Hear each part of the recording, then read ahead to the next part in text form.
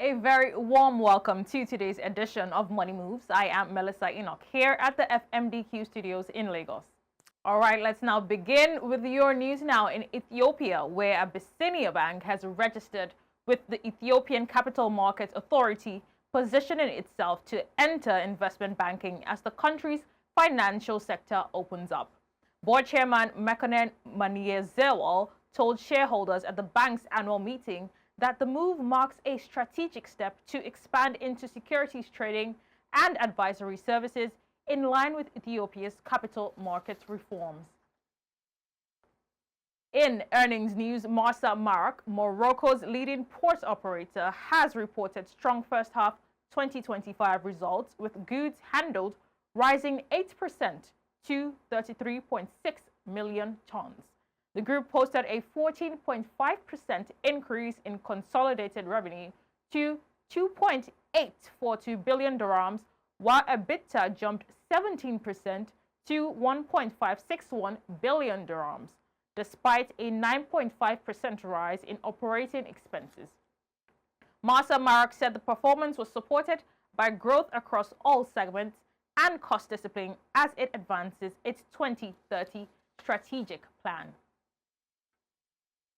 The Secretary General of the Organization of the Petroleum Exporting Countries, Haitham Al-Ghais, says that the group will further consider the global oil market conditions under its Joint Ministerial Monitoring Committee, or JMMC, which meets on Wednesday.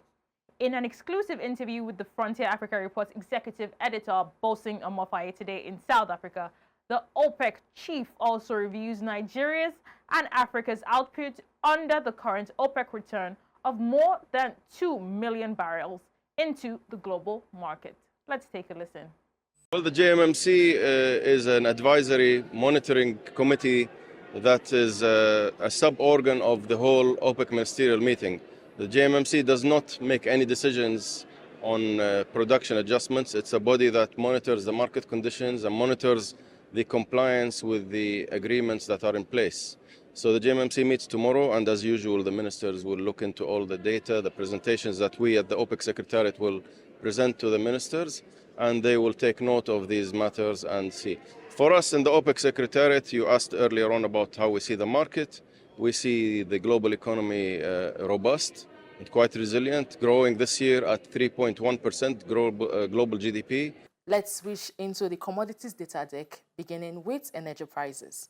Crude prices extended losses.